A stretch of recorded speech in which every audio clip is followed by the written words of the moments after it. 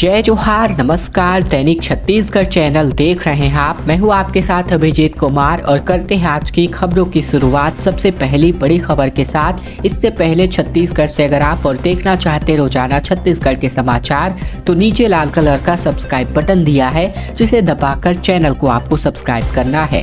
पहली बड़ी खबर, मुख्यमंत्री ने भेंट मुलाकात कार्यक्रम के अंतर्गत संजारी बालोद विधानसभा में 135 करोड़ के 126 विकास कार्यों का लोकार्पण और भूमि पूजन किया। दरअसल मुख्यमंत्री द्वारा भेंट मुलाकात में संजारी बालोद विधानसभा क्षेत्र के अंतर्गत 109 करोड़ 54 लाख रुपए की लागत के 84 विकास कार्यों का भूमि पूजन तथा 26 करोड़ 31 लाख रुपए की लागत के 42 विकास कार्यों का लोकार्पण मुख्यमंत्री द्वारा किया गया। इस प्रकार मुख्यमंत्री ने कुल 135 करोड़ 85 लाख रुपए के लागत के 126 विकास कार्यों का भूमि पूजन और लोकार्पण किया। इसके साथ ही अब तक 4 दिन में मुख्यमंत्री ने जिले को 485 करोड़ रुपए के विकास कार्यों की सौगात दे दी है। मुख्यमंत्री ने यहाँ पर जो है पत्रकारों से मुख्तिब भी हुए। इसके अलावा बात करें तो यहाँ पर मुख्यमंत्री ने एक प्रश्न के जवाब में कहा कि जब किसान सुखी दिखते हैं तो गौरव का क्षण, बच्चे अंग्रेजी बोलते हैं तो सुख का क्षण होता है। सीआरपीएफ का एक नया दांव होने जा रहा है, जिसके अंतर्गत अब नक्सलियों से लोहा लेने के लिए बस्तर में स्थानीय बोली के जानकार 400 आदिवासी युवाओं की भर्ती होगी। दरअसल नक्सलियों से लोहा लेने के लिए सीआरपीएफ अब बस्तर बटालियन की तर्ज पर केवल नक्सलग्रस्त बस्तर के सुकमा, बीजापुर और दंतेवाड़ा जिलों से लगभग 400 आदिवासी युवाओं की भर्ती करेगा। जो क्षेत्रीय बोली गोंडी और हल्बी में दक्ष युवा होंगे उन्हें प्राथमिकता दी जाएगी। दरअसल बीजापुर से 128, सुकमा से 144 और दंतेवाड़ा से 128 युवाओं को सीआरपीएफ में भर्ती करने की तैयारी है, जिसके लिए अगले महीने 10 अक्टूबर से 22 अक्टूबर तक तीनों जिलों में भर्ती प्रक्रिया संपन्न होनी है। इसके अलावा बात करें तो नक्सलवाद के खिलाफ यहाँ पर यह रणनीति कारगर साबित हो सकती है। बस्तर में तैनात सीआरपीएफ की टुकड़ियों को नक्सलवाद से निपटने के लिए सबसे अधिक क्षेत्रीय भाषा की दिक्कतें सामने आती है, क्योंकि सीआरपीएफ में देश के हर हिस्से से जवान होते हैं जो गोंडी भाषा को नहीं समझते हैं। मगर इस भर्ती के बाद बस्तर के युवा ही सीआरपीएफ में भर्ती होकर नक्सलियों को धूल चटाएंगे। पूरे छत्तीसगढ़ में तिमाही परीक्षा की समय सारणी जारी हो चुकी है। पूरे प्रदेश में एक साथ 26 सितंबर से एग्जाम होने हैं। दरअसल बात करें तो छत्तीसगढ़ की जो यहाँ पर तिमाही परीक्षा का आयोजन है स्कूलों के लिए 26 सितंबर से 1 अक्टूबर के मध्य आयोजित होगी। प्रदेश के सभी स्कूलों में इसी समय सारणी के आधार पर परीक्षाएं आयोजित होंगी। मिली जानकारी के अनुसार बात करें तो कोरोना के चलते पिछले सालों से तिमाही परीक्षाएं आयोजित नहीं हो पाई थी, जिसके चलते इस साल सितंबर से अक्टूबर के बीच तिमाही परीक्षा का आयोजन होगा। इस बार माध्यमिक शिक्षा मंडल के द्वारा पूरे प्रदेश में एक ही साथ एक तिथि पर परीक्षा आयोजित करी जाएगी। समय सारणी के मुताबिक सुबह 11 बजे से दोपहर 1 बजे तक परीक्षा का आयोजन होने वाला है। छत्तीसगढ़ की राजधानी रायपुर में माध्यमिक शिक्षा मंडल ने 9वीं और 11वीं के लिए तिमाही परीक्षा का समय सारणी घोषित कर दिया है। 2 दिनों के अंतर्गत घर में लगातार प्रमाण पत्रों की डिलीवरी हो पा रही है, लेकिन इधर दूसरी ओर बात करें तो ऑनलाइन आवेदन करने पर भी 15 से 21 दिन का इंतजार करना पड़ रहा है। दरअसल बात करें तो शहर में लोगों को आमदनी, जाति, निवास आदि प्रमाण पत्र बनवाने के लिए परेशान होना पड़ रहा है। हालात ऐसे हैं कि जिन लोगों ने मितान योजना के अंतर्गत आवेदन किया है उन्हें 2 से 3 दिन के अंदर ही योजना के अंतर्गत ये जो प्रमाण पत्र बन करके उनके घर पर पहुंचाया जा रहा है। जबकि जिन लोगों ने चॉइस सेंटरों से ऑनलाइन आवेदन किया है उन्हें 25 से 21 दिन का इंतजार करना जरूरी हो गया है। वहीं लोगों को समय पर दस्तावेज नहीं मिल पा रहे हैं, जबकि कुछ आवेदन तो ऐसे हैं जिन्हें समय सीमा के बाद भी निराकरण नहीं हो पा रहा है। जबकि आय, जाति, निवास के लिए आवेदन करने पर ही तहसील कार्यालय द्वारा समय सीमा खत्म होने का इंतजार किया जा रहा है और इसके बाद ही प्रमाण पत्र जारी किया जा रहा है। जबकि कायदे से आवेदनों के आधार पर दस्तावेज सही होने पर इनका निराकरण ऑनलाइन सप्ताह भर के भीतर भी किया जा सकता है, लेकिन इसके बावजूद समय सीमा खत्म होने का इंतजार किया जाता है। छत्तीसगढ़ के कई हिस्सों में भारी बारिश हुई बीते दिन। ऐसे में बात करें तो 5 अक्टूबर के बाद अब मानसून लौटेगा। 15 अक्टूबर तक बरसात का मौसम पूरी तरीके से खत्म हो जाएगा। दक्षिण पश्चिम मानसून राजस्थान से वापसी शुरू हो चुकी है। ऐसे में अनुमान है कि यह लौटता हुआ मौसमी तंत्र 5 अक्टूबर को छत्तीसगढ़ की उत्तरी सीमाओं को छुएगा। 15 अक्टूबर तक यह बस्तर के दक्षिणी बिंदु से होकर बाहर निकल जाएगा। इसी के साथ ही छत्तीसगढ़ में जून से शुरू हुआ बरसात का मौसम भी खत्म हो जाएगा। इधर प्रदेश के कई हिस्सों में भारी बारिश भी हुई। बात करें मौसम विज्ञान विभाग के मुताबिक तो दक्षिण पश्चिम मानसून की विदाई दक्षिण पश्चिम राजस्थान और उससे लगे क्षेत्रों से 20 सितंबर को ही शुरू हो चुकी है। अभी यह दक्षिण खाजूवाला, बीकानेर और जोधपुर साथ ही साथ नालिया के आसपास है। उसके बाद यह धीरे धीरे आगे बढ़ेगा। मौसम वैज्ञानिकों का अनुमान है कि स्थानीय परिस्थितियों की वजह से इस बार वापसी की रफ्तार थोड़ी धीमी हो गई है। सरगुजा जिले में अब गिराए जाएंगे 123 स्कूल। जान जोखिम में डालकर जर्जर स्कूलों में पढ़ रहे हैं बच्चे, जिसकी वजह से ये फैसला लिया गया। 961 शालाओं को तुरंत मरम्मत करने की जरूरत है। दरअसल बात करें तो सरगुजा जिले में इस हफ्ते 123 स्कूलों को गिराने का काम शुरू कर दिया जाएगा। ये जो स्कूल है बेहद जर्जर हो चुके हैं, जहां पर कभी भी बच्चे हादसे का शिकार हो सकते हैं, इसीलिए ये फैसला कर लिया गया है। जिले में कई स्कूल इतने जर्जर हो चुके हैं कि कहीं सेट के नीचे पढ़ाई हो रही है तो कहीं पंचायत भवन में। तकरीबन 5000 छात्र छात्राएं भी इससे प्रभावित है। जिला शिक्षा अधिकारी संजय गुहे के मुताबिक सरगुजा जिले के 123 स्कूलों की हालात ऐसे है कि उनकी मरम्मत भी नहीं की जा सकती है। उसे ढहाकर वहां नई बिल्डिंग बनाई जाएगी, जबकि 961 स्कूलों को मरम्मत की तत्काल जरूरत है। ऐसे में शिक्षा विभाग ने तकरीबन 27 करोड़ का प्रस्ताव शासन को भेजा है। सबसे बड़ी बात यह है कि छत्तीसगढ़ के स्कूल शिक्षा मंत्री प्रेमसाय सिंह टेकाम खुद सरगुजा के प्रतापपुर से विधायक भी हैं।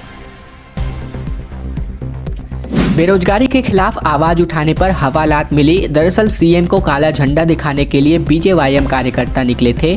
बोले शासकीय कर्मचारियों की मांगों को पूरा किया जाए। दरअसल बात करें तो छत्तीसगढ़ के बालोद जिले के दौरे के दौरान मुख्यमंत्री भूपेश बघेल को काला झंडा दिखाने निकले भाजयुमो कार्यकर्ताओं को पुलिस ने गिरफ्तार कर जेल भेज दिया।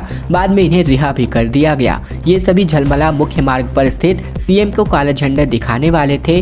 बीजेवाईएम के प्रदेश कार्य समिति के सदस्य राजीव शर्मा और जो यहाँ पर जिला उपाध्यक्ष संजय साहू है, तो इन्होंने सीएम के भेंट मुलाकात कार्यक्रम में बेरोजगारी और अधूरे आवास योजना पर चर्चा नहीं होने पर नाराजगी जाहिर की है। प्रदर्शनकारी हल्ला बोल आंदोलन के दौरान भाजयुमो कार्यकर्ताओं के खिलाफ हुए एफआईआर को वापस लेने, 2500 रुपए बेरोजगारी भत्ता देने, शराबबंदी करने और शासकीय कर्मचारियों की मांगों को जल्द से जल्द पूरा करने की मांग कर रहे थे।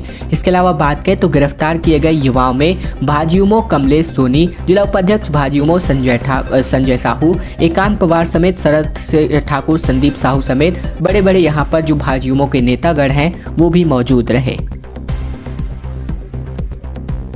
2 सालों बाद अब एक बार फिर से मां बमलेश्वरी के धाम में नवरात्रि मेला का आयोजन होगा, जिसमें भक्तों में जबरदस्त उत्साह देखने को मिल रहा है। छत्तीसगढ़ के डोंगरगढ़ में पूरे 2 साल बाद नवरात्रि में मेला लगेगा। पिछले 2 साल से कोरोना के डर ने यहां मेले में प्रभावित कर रखा था, पर इस साल मेले को लेकर दर्शनार्थियों के श्रेष्ठ सुविधाओं के लिए बैठक की गई है। बैठक में मेला आयोजन को लेकर निर्देश भी जारी किए गए। इसके अलावा बात करें तो बैठक में जो भी यहाँ पर पदयात्री है माता के दरबार में पहुंचेंगे तो उनके लिए मार्ग में अस्थायी टॉयलेट की व्यवस्था करी जाएगी। ऊपर से लेकर नीचे तक दुकानों में प्लास्टिक पॉलीथीन पर संपूर्ण प्रतिबंध होगा। पदयात्री मार्ग पर नवरात्रि के पूर्व अस्थायी रूप से स्ट्रीट लाइट की व्यवस्था कराई जाएगी। इसके अलावा बात करें तो 2 सालों बाद यह मेला का आयोजन होने जा रहा है। छत्तीसगढ़ में पेट्रोल टैंकर संचालकों की हड़ताल अब जाकर खत्म हो चुकी है, जिसकी वजह से जो बनता हुआ जो समस्या था पेट्रोल डीजल को लेकर के परेशानियों का सामना करना पड़ता आम जनता को, वो अब जाकर टल चुका है। जिला प्रशासन के हस्तक्षेप पर बीपीसीएल प्रबंधन मान चुका है। जल्दी ढुलाई का एक नया रेट अब जारी होगा। छत्तीसगढ़ में पेट्रोल डीजल जो यहाँ पर टैंकर संचालक हैं इनकी हड़ताल खत्म हो गई है। भारत पेट्रोलियम कॉर्पोरेशन लिमिटेड यानी कि बीपीसीएल प्रबंधक नया रेट लिस्ट जारी करने पर सहमत हो चुका है। इसके लिए रायपुर जिला प्रशासन के हस्तक्षेप के बाद यह सहमति बन चुकी है। इसके साथ ही टैंकर संचालकों ने पेट्रोल डीजल की ढुलाई भी शुरू कर दी है।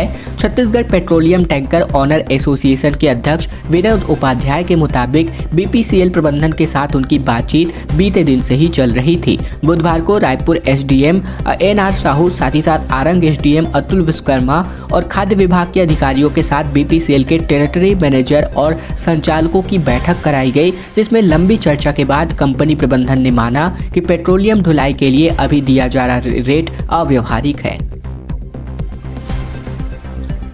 और अब बात कर लेते हैं यहाँ पर भूलन 2 की प्लानिंग की जा रही है। छत्तीसगढ़ की पहली राष्ट्रीय awardee film the Bhulan the मेज OTT प्लेटफॉर्म पर अब रिलीज होने जा रही है। 24 सितंबर से इसे छत्तीसगढ़ के ही ऐप मोर माटी पे देखा जा सकता है। डायरेक्टर मनोज वर्मा के मुताबिक बात करें तो जब फिल्म रिलीज हुई थी तो मैं कई शहरों में गया था। वहाँ कई लोगों ने मुझसे कहा कि हमने पहली बार कोई छत्तीसगढ़ी फिल्म देखी है। कई लोगों ने तो ये भी तक कह दिया कि हमें भूलन द मेज 2 का इंतजार रहेगा। लोगों की बातों से इत्तेफाक रखते हुए मैंने जब भूलन कांदा के लेखक संजीव बख्शी से बातचीत की तो वे सहर्ष लिखने के लिए तैयार हो गए। अगर सब कुछ ठीक ठाक रहा तो भूलन मेज 2 पर भी विचार किया जा सकता है। दरअसल बात करें तो मालूम हो कि यह फिल्म 27 मई को पैन इंडिया रिलीज हुई थी और इसे मल्टीप्लेक्स में भी अच्छे दर्शक मिले थे। वर्मा के मुताबिक फिल्म को OTT पर लाने की तैयारी रिलीज के बाद से ही चल रही थी। अब हम पहले इसे किसी नेशनल OTT पर रिलीज करना चाहते थे, लेकिन मोर माटी ऐप जो छत्तीसगढ़ का ही है, इसीलिए हमने इस फिल्म को इसी में रिलीज करने का फैसला किया है। बीजेपी ने बिना तैयारी के ही बढ़ाया था आरक्षण, ये बयान दिया मुख्यमंत्री भूपेश बघेल ने। कहा इसका खामियाजा लोगों को भुगतना पड़ा। रेल बंदी पर भाजपा सांसदों को बोलना चाहिए। दरअसल आरक्षण के मामले में बिलासपुर उच्च न्यायालय के फैसले पर मुख्यमंत्री बघेल ने बड़ा बयान जारी कर दिया है। उन्होंने कहा कि 12 साल पहले भाजपा ने बिना तैयारी किए आरक्षण बढ़ाया था। इसका औचित्य कोर्ट के सामने साबित नहीं कर पाए, जिसका खामियाजा अब लोगों को भुगतना पड़ा है। मुख्यमंत्री ने कहा कि फैसले का अध्ययन करने के बाद हम सर्वोच्च न्यायालय जाएंगे। बालोद दौरे से लौटे मुख्यमंत्री भूपेश बघेल ने रायपुर में कहा कि भाजपा की सरकार ने बिना तैयारी के ही आरक्षण 58% कर दिया था, जो कि कोर्ट में लंबित था। आज कोर्ट का फैसला आया है कि उसी आधार पर उन्होंने किया है, जिसे रिवर्ट कर दिया है। यह बात बिल्कुल सही है कि इससे यहाँ के लोगों को नुकसान हुआ है और यहाँ की तो जो जनसंख्या है उसके आधार पर उन्हें आरक्षण नहीं दिया गया, लेकिन भाजपा ने बिना तैयारी के ही उसको लागू कर दिया था, जिसका खामियाजा यहाँ के लोगों को भुगतना पड़ा है। हम इसका अध्ययन करके एक बार फिर से उच्चतम न्यायालय जाएंगे। फिलहाल मीडिया से बातचीत करते हुए मुख्यमंत्री भूपेश बघेल ने ये बयान जारी किया है।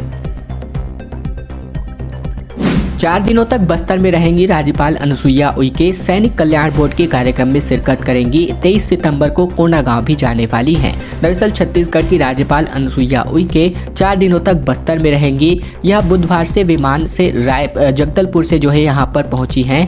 यहाँ पर बात करें तो धर्मपुर स्थित सैनिक कल्याण बोर्ड के कार्यक्रम और शाम को मोतीपारा स्थित महावीर भवन में आयोजित कार्यक्रम में शामिल होंगी।